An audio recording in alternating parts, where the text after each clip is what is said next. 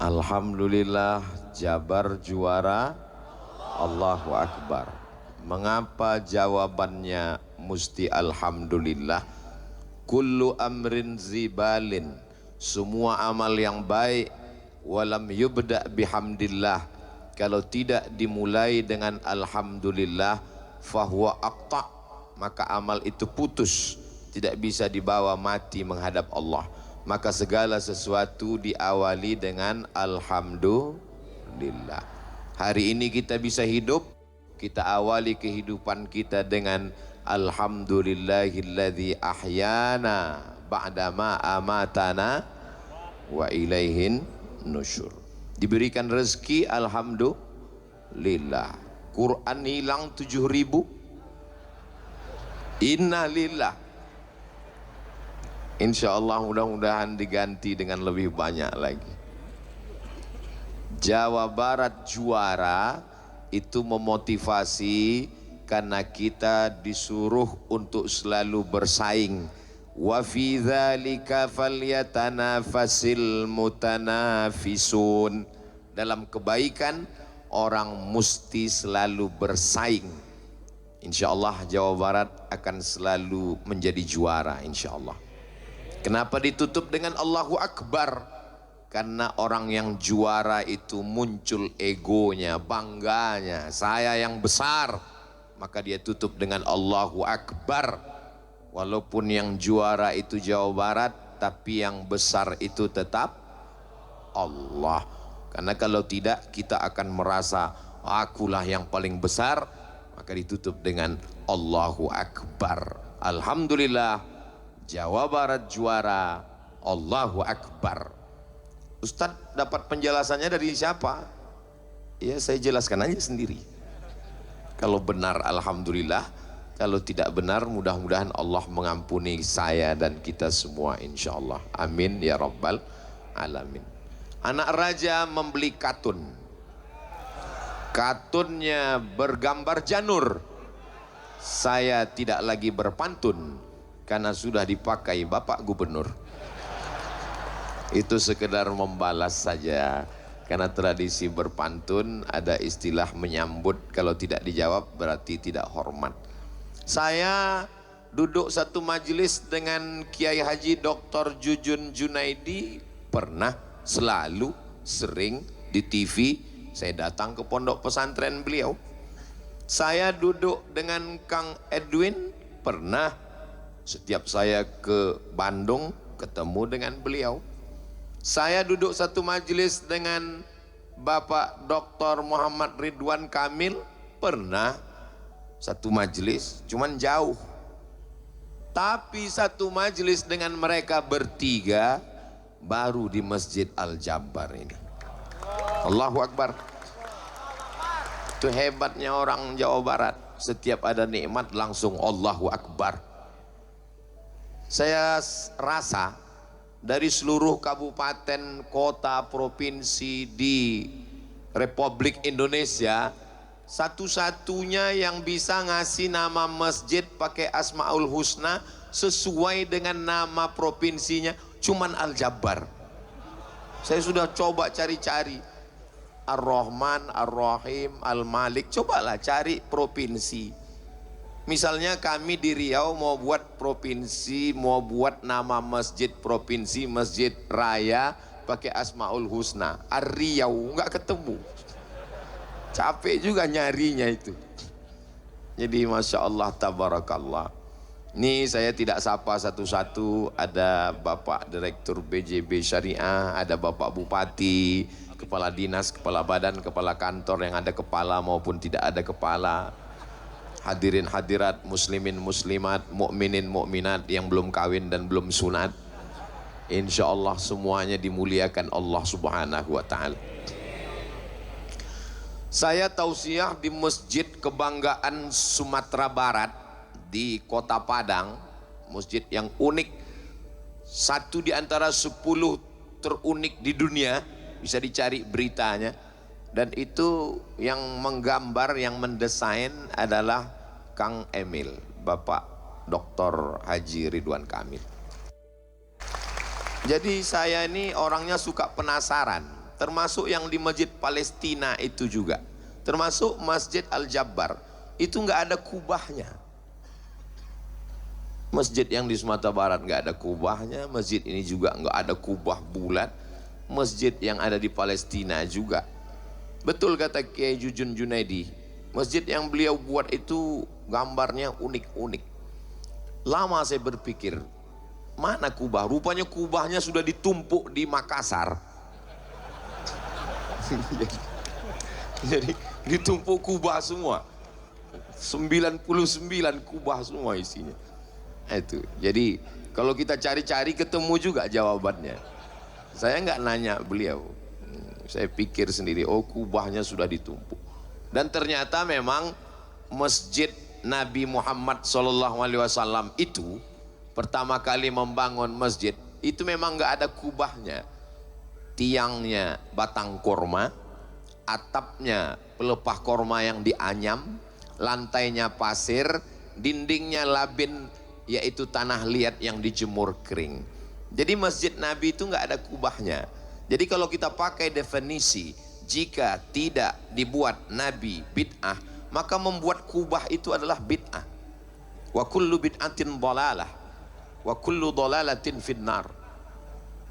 Jadi bid'ah yang paling besar ya Masjid Kubah 99 itu. Itulah bid'ah yang paling besar. Jadi arsitektur Islam itu mengalami perkembangan yang luar biasa dengan perjalanan umat Islam. Ketika Islam sampai ke Mesir, dibawa oleh seorang gubernur bernama Amr bin As, menyeberangi Laut Merah sampai ke kota Fustat. Disitulah makam Imam Syafi'i sekarang, yang berubah menjadi kota Al-Qahirah. Orang barat susah menjemput Al-Qahirah, disebut dengan Kairo. Maka mereka melihat di pantai laut Mediterania itu ada tempat api. Tempat api itu bahasa Arabnya manarah, satu tiang di tepi pantai Samudra Mediterania. Kota itu didirikan oleh seorang laki-laki yang gagah perkasa bernama Alexander the Great. Maka kota itu diberi nama Alexandria. Jadi kalau saya membuat satu kota, nanti saya buat namanya Somadia. Alexandria ini kota didirikan Alexander the Great, 200 km dari Kairo. Yang nggak percaya berangkat ukur sendiri. Maka di situ ada tiang tempat api di tepi laut, supaya bahtera di tengah malam yang mendarat tahu bahwa sudah dekat kota. Kita menyebutnya mercusuar, dan orang Arab menyebutnya manara. Ketika Islam sampai, umat Islam melihat, oh ini bagus sekali, ini bagus sekali menara ini. Akhirnya diangkat, diletakkan di samping masjid, apinya dibuang. Maka jadilah dia menara tempat azan. Muazzinnya naik ke atas mengumandangkan azan. Jadi membuat menara itu bid'ah, karena Nabi nggak buat. Apalagi menaranya di dalam masjid, banyak sekali menaranya. Yang ternyata ini bukan tempat api, tapi tempat angin. Ini AC guys. AC tidak perlu lebih dari atas kepala, cukup dari bawah, supaya dingin dan hemat energi 25%. Ustaz tahu dari mana? Kan ada kata sambutan Kang Emil tadi. Artinya apa? Bahwa arsitektur itu diatur oleh Nabi. Antum a'lamu bi umuri dunyakum, masalah dunia kamu lebih tahu. Dulu Bilal itu azannya di atas satah atap rumah, karena atap rumah mereka tidak begini, karena tidak ada hujan lebat, datar saja rumah orang Arab. Naik Bilal ke atas, tapi begitu ada tempat yang lebih tinggi, apinya dibuang, muazzinnya naik ke atas, berkumandang azan, suara lebih menggelegar. Nabi tidak mengatur masalah bangunan ini, selama dia baik silakan. Ketika Islam sampai ke Bizantium, Bizantium diambil dari nama salah seorang kaisar Bizanti, maka disebut kekuasaan itu Bizantium. Tradisi mereka membuat atap dengan tiang melengkung, tiang yang biasanya lurus dibuat melengkung.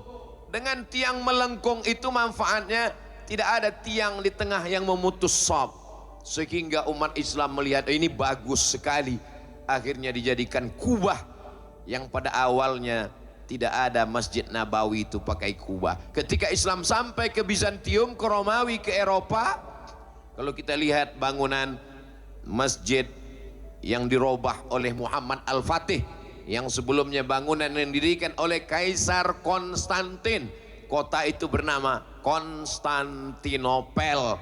Konstantin menaklukkan kota itu saat umurnya 21 tahun. Begitu juga dengan seorang panglima perang, Tariq bin Ziyad, menyeberang menundukkan Eropa, umurnya 20-an tahun. Usamah bin Zaid ketika diangkat Nabi menjadi panglima perang, umurnya 18 tahun. Usamah bin Zaid menjadi penakluk 18 tahun. Muhammad Al-Fatih menjadi penakluk 21 tahun. Kamu umurnya berapa? 22 Ustaz. Apa yang sudah kamu taklukkan? Hati dia. Ini yang di hadapan saya ini adalah para penakluk-penakluk semua insya Allah. Takbir. Alhamdulillah, Jawa Barat juara. Allahu Akbar. Itu mesti diingat. Nanti siapapun yang nanya ketemu di jalan, itu jawabannya. Kumaha Damang? Alhamdulillah, Jawa Barat juara. Allahu Akbar. Saya Kumaha Damang itu lama juga ngapalnya itu. Dari sejak di Mesir dulu. Saya di rumah, satu rumah sama orang Jawa Barat. Awal-awal tahu Kumaha Damang itu ya dari dia. Cuman dulu saya selalu salah kalau ngomong. Susah saya membedakan antara damang dengan dahar. Jadi kalau ketemu Kumaha, dahar, salah mat, damang kata dia. Oh iya. Tapi lama-lama sekarang udah agak lancar dikit. Tapi jawabannya baru tahu di sini. Dulu kalau ditanya hatur nuhun sami-sami. Sami itu nama anak saya. Saudaraku yang dimuliakan Allah Subhanahu wa taala, masalah urusan bangunan silakan. Tapi berkreasi dalam masalah ibadah, maka Allah Subhanahu wa taala sudah membuat aturannya. Wa ma atakumur rasul, apa yang dibawa oleh Nabi Muhammad sallallahu alaihi wasallam ikuti. Wa manahakum anhu fantahu, apa yang dilarang oleh Nabi maka tinggalkan. Dan alhamdulillah kita hanya berkreasi dalam hal bangunan, tapi dalam hal masalah ibadah, tadi dari imam saya tahu bahwa Masjid Al-Jabbar ini berdasarkan mazhab Syafi'i. Maka tetap kita jaga nih sampai hari kiamat insyaallah. Amin. Dari mana Ustaz tahu Masjid Al-Jabbar ini ikut mazhab Syafi'i? Dari bismillah jaharnya. Bismillahirrahmanirrahim. Kenapa kita sholat di Masjid Nabawi, Masjidil Haram enggak pakai bismillah? Bismillahnya ada, cuma enggak kedengaran. Alhamdulillahirabbil alamin, Ar-Rahmanir Rahim, Maliki Yaumiddin. Karena kebetulan Saudi Arabia itu mazhab resminya adalah mazhab Hambali. Mazhab Hambali dengan mazhab Hanafi bismillahnya sir. Tapi kalau di Maroko, tempat saya kuliah dulu, itu enggak ada bismillah sama sekali. Karena menurut mazhab Maliki, Fatihah itu ayat satunya adalah alhamdulillahi rabbil alamin. Jadi langsung aja Allahu akbar, alhamdulillahi rabbil alamin. Dan orang Maroko kalau sholat tangannya lepas ke bawah. Dari mana Ustaz tahu Masjid Al-Jabbar pakai mazhab Syafi'i? Tadi habis ruku imamnya i'tidal, sami Allahu liman hamidah, Allahumma hdina fi man hadait. Oh, ini bermazhab Syafi'i. Karena dalam subuh berkunut. Kenapa di Makkah Madinah kita tidak pakai kunut? Karena mazhab Hanafi dan Hambali tidak ada kunut subuh. Kalau mazhab Maliki di Maroko Pak Ustadz, mazhab Maliki pakai kunut, kunutnya sebelum ruku. Walam yakul lahu kufuwan ahad. Allah, pas imamnya bilang Allah, saya ruku. Rupanya maksud imam Allahumma hdina fi man hadait. Ruku, sebelum ruku kunut. Saya 2 tahun belajar mazhab Maliki di Maroko. Guru-guru saya mazhab Maliki. Tapi pas pulang ke Pekanbaru Riau, nggak pernah saya coba sekalipun di masjid saya. Walaupun saya ketua masjid, nggak pernah saya coba. Allahu Akbar, alhamdulillahi rabbil alamin. Kemudian habis walam yakul lahu kufuwan ahad, Allahumma hdina. Ini kan masih Ahlus Sunnah. Iya. Kenapa Ustaz nggak pakai? Apa Ustaz takut diganti jadi ketua masjid? Saya nggak pakai. Saya khawatir kalau saya sholat pakai mazhab Maliki di masjid saya. Allahu Akbar, alhamdulillahi rabbil alamin. Langsung jamaah berbisik, sesat. Walaupun tidak keluar dari 4 mazhab. Jadi selama tidak keluar dari 4 mazhab Ahlus Sunnah wal Jamaah, tapi tidak boleh membawa mazhab yang di luar satu mazhab yang diamalkan mayoritas. Mayoritas masyarakat kita memakai mazhab Syafi'i. Masjid yang milik provinsi masjid raya, kabupaten kota masjid agung, yang ada di kecamatan masjid besar, yang ada di tingkat kelurahan masjid jami. Maka ini adalah simbol, ini kita jaga. Kalau tidak nanti jamaahnya bingung. Karena kebetulan ada PWNU Kiai Haji Dr. Jujun Junaidi, makmum yang lihat siapa? Oh, NU. Allahumma hdina fi man hadait. Pas kebetulan nanti yang datang Ustadz Adi Hidayat, nggak pakai kunut, jamaahnya bingung, akhirnya kelahi. Dulu orang masih kelahi masalah kunut, nggak kunut. Alhamdulillah sekarang anak muda udah nggak kelahi lagi Pak Ustadz. Kenapa? Karena sama-sama nggak sholat subuh. Jadi untuk mengangkat khilaf ini bagaimana caranya? Al-hakim yarfa'ul khilaf. Pemimpin ulil amri mengangkat khilaf. Kalau diserahkan kepada masyarakat, masyarakat bingung. Maka pemimpin menetapkan kita pakai mazhab Syafi'i.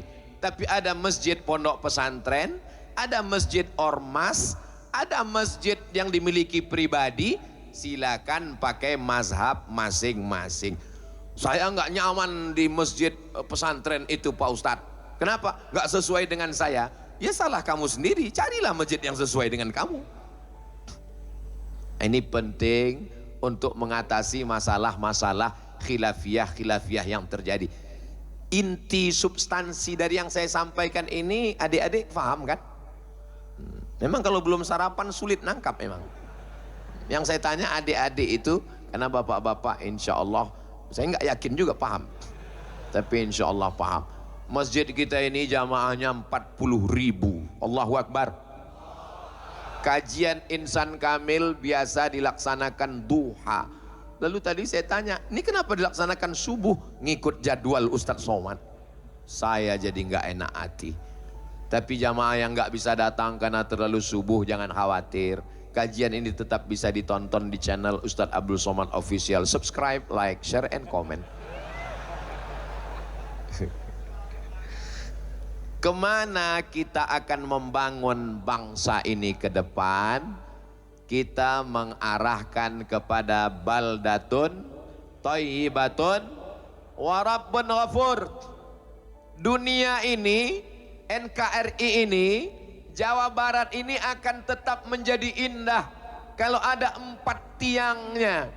Tiang Masjid Al-Jabbar itu adalah siddiq, amanah, tabligh, fatanah. Simbol dari sifat Sayyidina wa Maulana wa Syafi'ina wa Zukhrina wa Qurrati A'yunina Muhammad sallallahu alaihi wasallam. Allahu Akbar. Kurang. Alhamdulillah Jawa Barat juara. Allahu Akbar. Kalau di tempat lain cukup takbir Allahu Akbar, tapi kalau di Al-Jabbar mesti Alhamdulillah Jawa Barat juara. Allahu Akbar. Saya khawatir nih pindah provinsi lain saya bawa juga jawaban ini. Tiang yang pertama, simbol maknanya adalah ilmul ulama. Selama ilmunya ulama dipakai, maka insya Allah Indonesia, Jawa Barat tetap terjaga, terpelihara insya Allah. Saya ini orangnya yang suka penasaran. Kenapa Kang Emil membangun sampai 70 masjid, 8 pesantren? Apa yang melatar belakanginya? Apa ini untuk bahan kampanye? Lama saya merenung. Setelah ngobrol-ngobrol, ternyata kakek beliau Kiai Mukhidi adalah panglima mujahid fisabilillah, menolong agama Allah melawan Belanda dan membangun pesantren, berpesan jangan berhenti membangun masjid. Baru saya paham.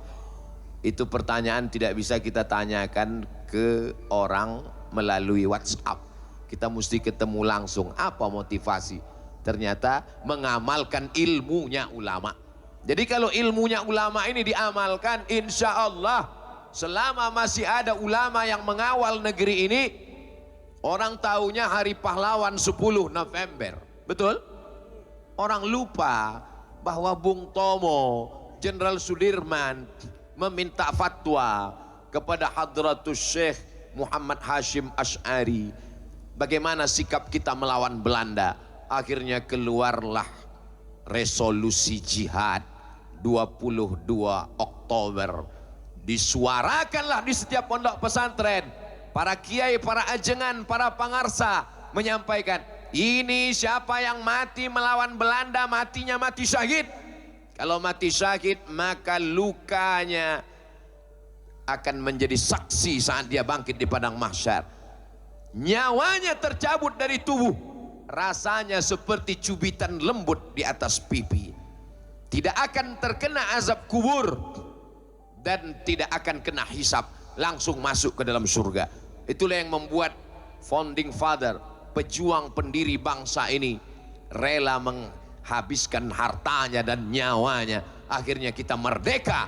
Itulah maka dalam pembukaan Undang-Undang Dasar 45, atas berkat rahmat Allah yang Maha Kuasa dan keinginan bangsa Indonesia yang luhur, makanya sila kita yang pertama Pancasila, satu ketuhanan yang Maha Esa. Jadi kalau mau menjaga Indonesia, maka didiklah anak-anak kita menjadi para ulama. Pesantren kita bantu, kita support, anak-anak kita masukkan ke pesantren. Jawa Barat adalah negerinya pesantren, para alim ulama, tak bisa disebutkan satu-satu saking banyaknya.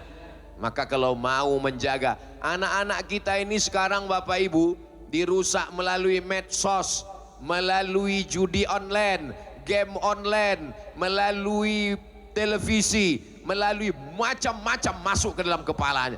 Tidak ada yang bisa kecuali pondok pesantren.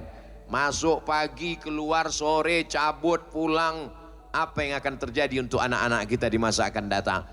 Banyak orang tidak mau memasukkan anak pesantren. Saya nggak mau anak saya di pesantren Pak Ustadz. Nanti anak saya kurus seperti Ustadz Somad. Ustadz Jujun Junaidi tamat pesantren, mendirikan pesantren, membangun pesantren, berdakwah dengan tausiah, sampai hari ini tetap hidup, sampai hari ini tetap sehat walafiat. Sampai hari ini masih tetap bisa berdakwah. Yang penting apapun bajunya, apapun seragamnya, apapun jabatannya, dipakai untuk menolong agama Allah. Menjadi gubernur, menjadi bupati, menjadi wali kota, bangun masjid, support pesantren, pakai unjung tanda tangan, tidak perlu tausiah, tidak perlu khutbah, tidak perlu tabligh akbar, cukup dengan menggunakan segenggam kekuasaan, pakai untuk menolong agama Allah. Setuju? Yang bilang setuju yang nggak ada jabatan. Itu yang jawab tadi ada jabatan semua itu Pak Ustadz. Tapi Kang Emil kan tinggal 2 bulan lagi Pak Ustadz. 2 bulan lagi itu kan periode pertama. Artinya apa? Seandainya doamu makbul, kata Imam Ahmad bin Hanbal, seandainya doamu makbul dan engkau cuman satu doa yang mustajab, jangan minta suami yang soleh.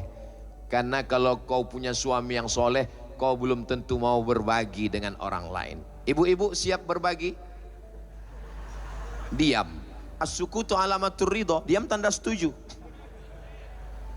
Tapi mintalah pemimpin yang adil. Karena kalau kau dapat pemimpin yang adil, satu negeri mendapatkan keadilannya insya Allah. Amin. Maka jangan pernah berhenti berdoa. Selama ini doanya Rabbi habli minas salihin. Selama ini doanya Rabbana hablana min ladunka dzurriatan thayyibah. Menjelang tahun-tahun politik, sertakan doa munajat kepada Allah. Allahumma rzuqna imaman adila. Berikan kami pemimpin yang adil dan amanah. Demokrasi itu sesuatu yang biasa.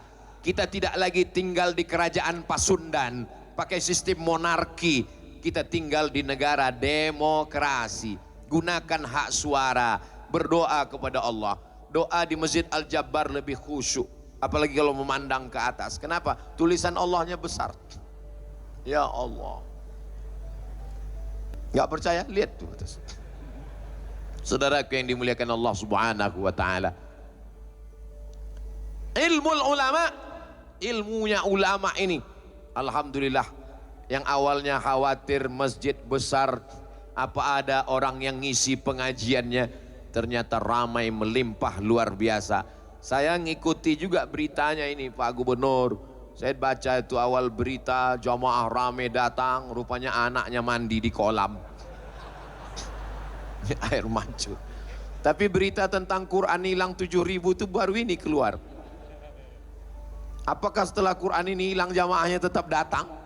Tetap ramai. Kenapa? Karena dibangun atas dasar takwa dan keimanan kepada Allah. Jamaah tetap diajak untuk memakmurkan rumah Allah. Ketika kita nanti menghadap Allah, tidak ada lagi atap, tidak ada lagi tempat naungan. Di antara yang tetap dapat atap naungan di padang mahsyar adalah rajulun qalbuhu mu'allaqun fil masajid, orang yang hatinya tergantung di masjid.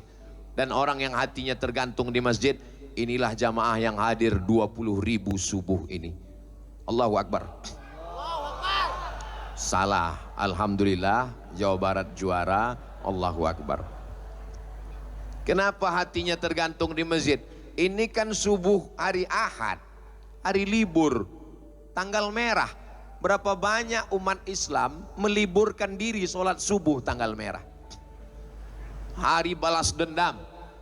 Yang selamanya bangun pagi jam 4, jam 5 takut terlambat kerja jauh di luar kota. Hari Ahad inilah masanya untuk meliburkan diri.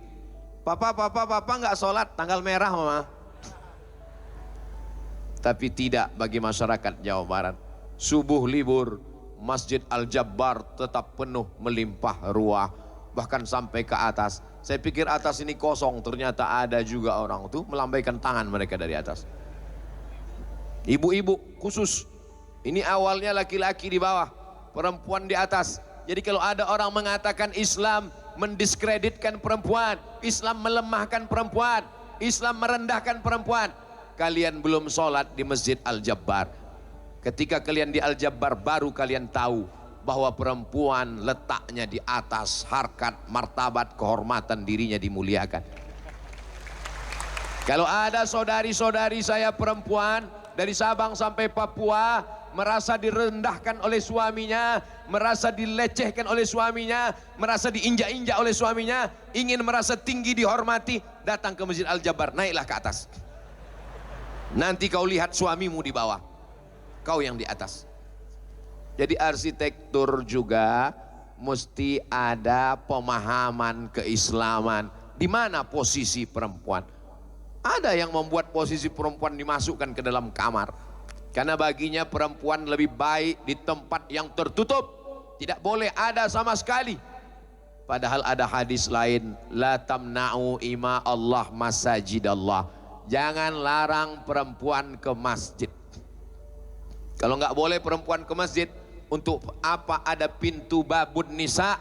Ini babul baqi, karena mengarah ke makam baqi. Habis itu babu Jibril, karena itu pintu malaikat Jibril masuk. Setelah babu Jibril, babun nisa.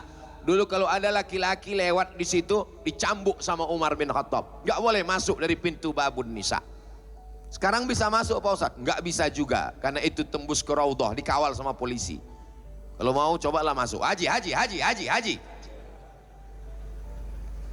Jadi perempuan boleh ke masjid? Boleh, dengan syarat dan ketentuan berlaku. Di beberapa masjid saya lihat perempuan di belakang, laki-laki di depan, pakai satir, pakai hijab, tapi hijabnya nggak tinggi, perempuan masih kelihatan. Hijabnya seperti net main takraw, lebih rendah lagi seperti net tenis, sehingga laki-laki yang di belakang bisa melihat perempuan. Yang tua-tua di depan, anak muda di belakang, anak gadis sop paling depan. Lain bunyi amin makmum di belakang. Ghairil maghdubi alaihim waladdallin. Amin. Itu tidak terjadi di Masjid Al-Jabbar. Kenapa? Karena perempuan di atas, yang bawah ini tidak melihat perempuan, tapi perempuan bisa melihat ke bawah. Itu pun yang mereka lihat tengkuk sama kepalanya aja. Yang mereka lihat utuh sempurna hanya Ustadz Abdul Somad. Saudaraku yang dimuliakan Allah Subhanahu wa taala, ilmunya ulama dipakai. Yang kedua, adlul umara, keadilan pemimpin. Semua kabupaten kota mesti ada jatahnya di masjid ini. Berapa kabupaten kota? 27. Maka ada jatahnya di sini. Setiap pintu-pintu Masjid Al-Jabbar ini adalah simbol dari kabupaten kota yang ada di Jawa Barat. Ustadz tahu dari mana? Tadi Kang Emil kan ngasih tahu saya. Jadi setiap kabupaten kota dia punya ikon, dia punya simbol, dia punya local wisdom, kebijaksanaan lokal, punya ciri khas, sehingga ada rasa memiliki, penuh dengan simbol, penuh dengan makna. Maka ketika kita diberikan Allah Subhanahu wa taala doa, la tusallit alaina bidzunubina man la yakhafuka wa la yarhamuna. Jangan angkat pemimpin kami orang yang tak takut kepadamu dan tak sayang kepada kami. Mungkin Fidel Castro ateis, tidak bertuhan, tidak tahu dia sama Tuhan. Kata dia Tuhan itu tidak ada, nonsen, bullshit, omong kosong itu Tuhan. Tapi dia masih sayang sama rakyatnya. Yang paling mengerikan adalah orang yang tidak takut dengan Tuhan dan tidak sayang kepada rakyat. Maka hidup di bawah tanah lebih baik daripada di atas tanah. Itu adalah azab. Sakit belum tentu azab. Kenapa? Boleh jadi dengan sakit maka dosa-dosa kita hilang. Utang? Enggak. Bangkrut? Belum tentu azab. Boleh jadi menurut ilmu Allah, orang ini kalau uangnya banyak, dia nggak ke masjid lagi. Dulu waktu masih susah, subuh, zuhur, asar, maghrib, isya, duha, tahajud, iktikaf 8 kali ke masjid. Begitu rezekinya lancar, ke masjid cuman 2 kali, Idul Fitri, Idul Adha. Idul Fitri masbuk, Idul Adha on time karena bawa kupon ambil daging kurban. Jadi apa maknanya? Pemimpin-pemimpin, maka gunakan suara, gunakan hak kita. Apa kata Syekh Yusuf Al-Qardawi dalam kitab Min Fiqhid Daulah?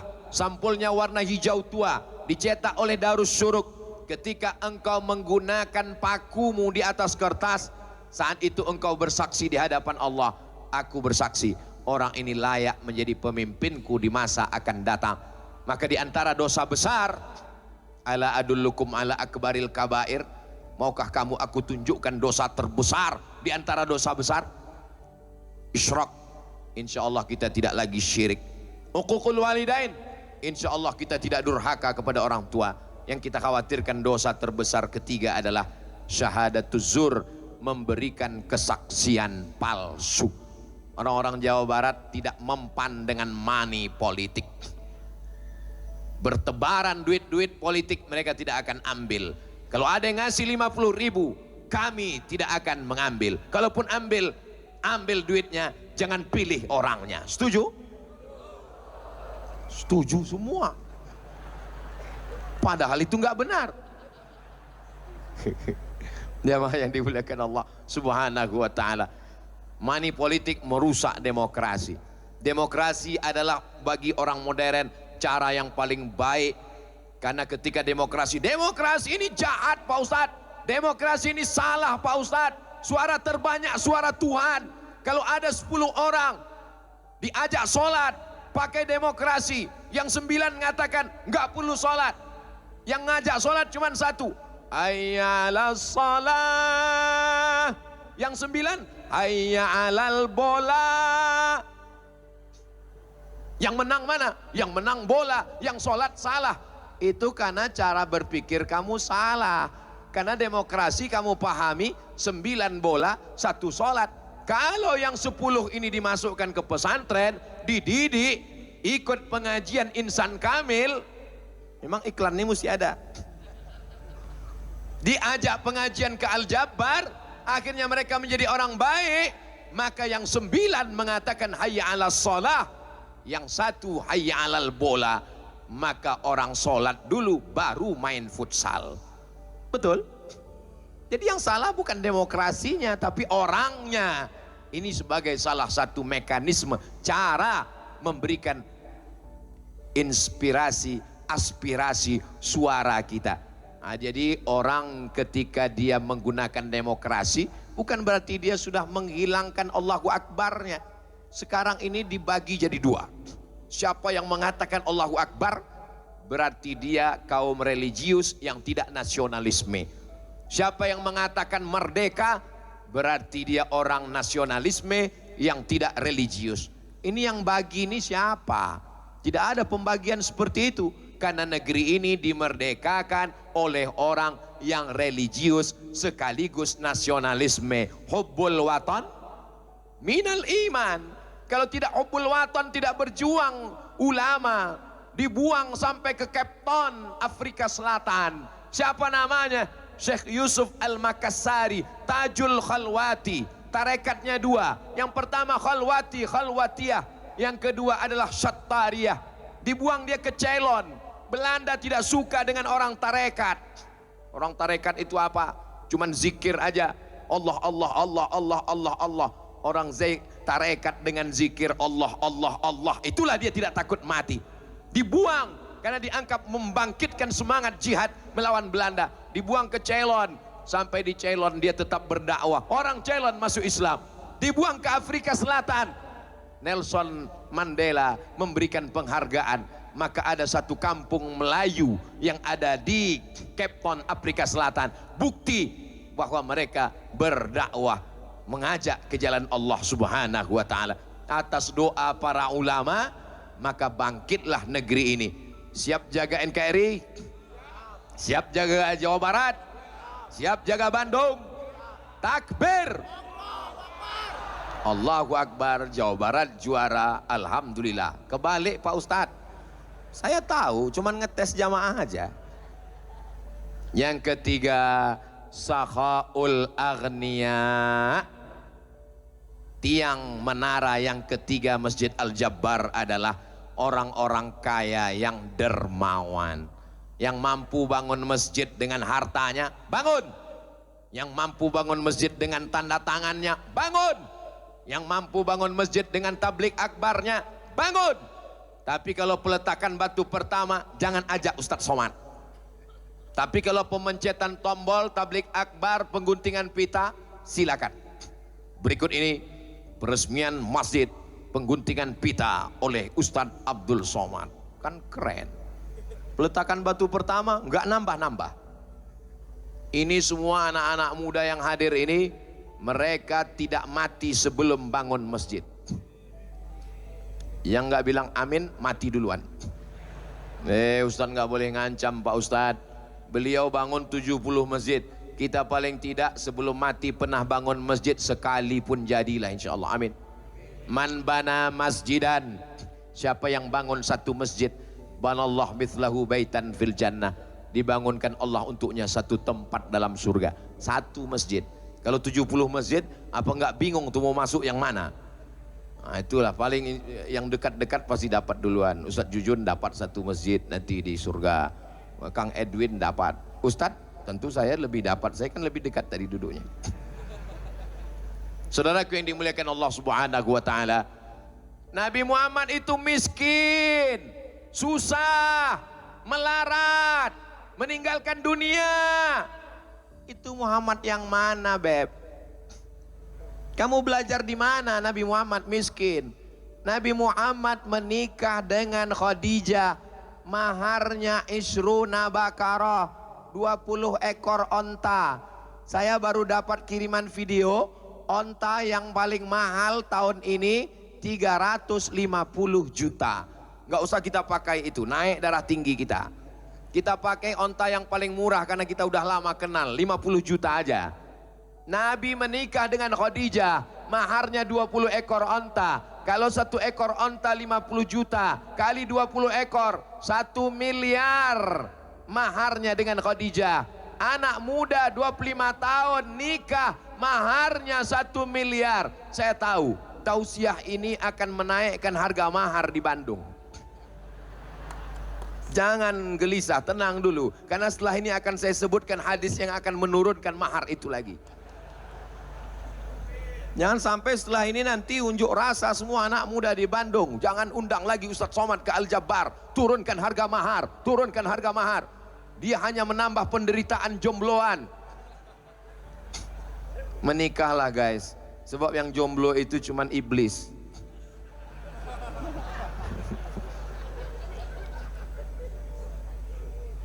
Perempuan yang paling baik kata Nabi adalah aqalluha mahran. Yang maharnya paling murah, itulah perempuan yang paling baik. Gimana? Udah agak tenang? Saya mesti cepat menetralisir ini sebelum mereka pulang. Saya bukan mau cerita tentang mahar mahal. Saya mau cerita bahwa Nabi Muhammad itu kaya. Mana ada anak muda nikah 25 tahun maharnya 1 miliar kalau tidak kaya. Nabi Muhammad anak muda yang kaya, menarik. Setiap rumah orang di kota Makkah itu ada lubangnya. Untuk apa? Mengintip Nabi Muhammad kalau lewat. Makanya dia adalah nur ala nur, cahaya, terang benderang. Waktu dia masuk ke kota Madinah, apa kata mereka? Tala'al badru. Sudah terbit bulan purnama. Kenapa? Terang benderang. Ustadz Somad waktu datang disambut Tala'al badru, mati lampu. Jangan heran kalau produknya laku terus. Heran itu Khadijah. Kenapa kalau yang bawa barang ini orang lain gak laku? Tapi kenapa kalau dia yang bawa laku pesat? Kenapa ini? Siapa yang jual? Ya penasaran. Itu yang jual. Siapa dia? Namanya Muhammad. Nabi Muhammad pun keluar.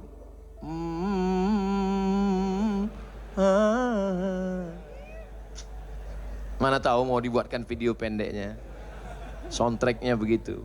Artinya apa? Nabi Muhammad itu ganteng, Nabi Muhammad itu kaya, Nabi Muhammad itu hebat.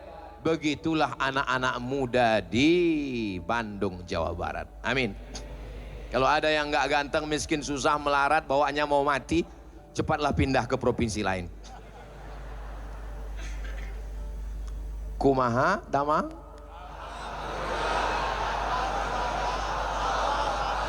Itu cuman mau membangunkan yang udah tertidur aja. Jadi kalau ada tidur sebelah gitu cara membanguninnya. Alhamdulillah Jawa Barat juara, takbir. Jangan lagi kita berpikir dunia ini mesti ditinggalkan. Doa masuk masjid. Allahumma aftah li abwaba rahmatik, bukakan aku pintu rahmatmu. Tapi kalau doa keluar masjid, Allahumma inni as'aluka min fadlik, beri aku rezekimu. Kenapa minta rezeki? Karena setelah keluar dari masjid, kita akan membuka pintu peluang rezeki, bisnis, toko, ruko, dagang, jualan, semuanya. Supaya apa? At-tajir, pedagang, as-saduq, jujur, al-amin, amanah. Kalau dia mati, ma'an nabiyyin, dia akan bersama dengan para nabi. Was-siddiqin, dia akan bersama dengan orang yang jujur, yang benar. Was-syuhada, orang mati syahid. Was-sholihin, orang soleh. Iya Pak Ustadz, tapi modalnya gimana? Modalnya segera datang ke Bank Jabar Syariah, BJB Syariah. Allahu Akbar. Orang yang masih berkutat di konvensional, maka dia kena riba. Orang yang kena riba, efeknya 5. Yang pertama, la yaqumuna illa kama yaqumul ladzi yatakhabbathu syaitanu minal mas. Bangkit dari kubur seperti orang kerasukan setan, kesurupan. Jadi nanti kalau kelihatan waktu di padang mahsyar ada orang kayak kesurupan, ini pasti nabungnya enggak di BJB Syariah ini. 2, ayyuma lahmin nabata min haramin fannaru aula bih. Setiap daging di badanmu kalau tumbuh dari yang haram, tempatnya api neraka. Makan nasi berubah jadi darah, darahnya jadi daging, tumbuh dari yang haram, tempatnya api neraka. Sedangkan kita berdoa, Allahumma ajirna minan nar, Allahumma ajirna minan nar, Allahumma ajirna minan. 3, lidah yang dipakai berdoa. Jadikan anak saya soleh, berikan pemimpin yang soleh. Tapi ternyata makan haram, doanya tidak diterima. Kenapa? Mata'amuhu haram, makanannya haram. 4, nasihatin kadzibatin khati'ah. Otaknya jadi jahat gara-gara makan nasi haram, riba, jadi setetes darah masuk ke jantung, dari jantung naik ke otak, otaknya jadi jahat. Kenapa anak saya jadi jahat Pak Ustadz? Yang jahat bukan anakmu, tapi kamu memberinya makan riba. 5, tidak mendapatkan nikmat khusyuk dalam ibadah. Sudah tidur subuh terlambat, apa masalahnya?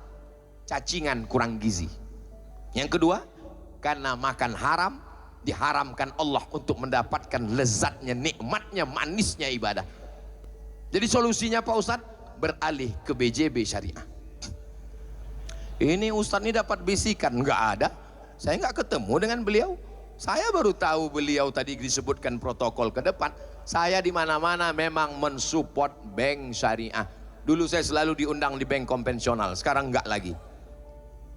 Yang terakhir, tiang yang keempat adalah imra'atun solihah, perempuan yang solihah. Di balik laki-laki yang gagah, yang luar biasa, yang perkasa, itu ada perempuan yang luar biasa, bukan perempuan yang biasa di luar. Ada Ustadz Jujun Junaidi, ada perempuan yang luar biasa. Ada Kang Emil, ada Ibu Atalia, perempuan yang luar biasa. Ustadz kok tahu? Tadi kan ketemu di belakang. Kang Edwin, ada perempuan yang luar biasa. Perempuan yang luar biasa itu siapa? Terkadang dia ibu kita, istri kita. Apa kata Khalil Gibran? Perempuan yang paling cantik itu 3. Siapa dia? Ibu saya, bayangannya, dan pantulan cahayanya. Begitulah yang paling hebat. Maka muliakan ibu, muliakan perempuan. Ini laki-laki yang gagah perkasa di depan saya ini, mereka semuanya dilahirkan oleh perempuan. Mohon maaf, ada yang dilahirkan bencong. LGBT tidak melahirkan apa-apa. Maka LGBT ini harus dituntaskan. Insya Allah, kalau pondok pesantren, alim ulama tetap bergerak dengan dakwah, dengan kajian, insya Allah selamat negeri kita ini. Baldatun thayyibatun wa rabbun ghafur. Kalau 4 ini kita jaga insya Allah. Kenapa Ustaz Somad ketika di Masjid Al-Jabbar kemarin cuman 4 aja? Ya tiangnya cuman 4. Oh kalau gitu Pak Ustaz lebih banyak tiang yang di dalamnya dia bahas. Nanti tiang yang dalam ini untuk pertemuan kedua ketiga nanti. Semua tiang-tiang ini kita bahas insya Allah.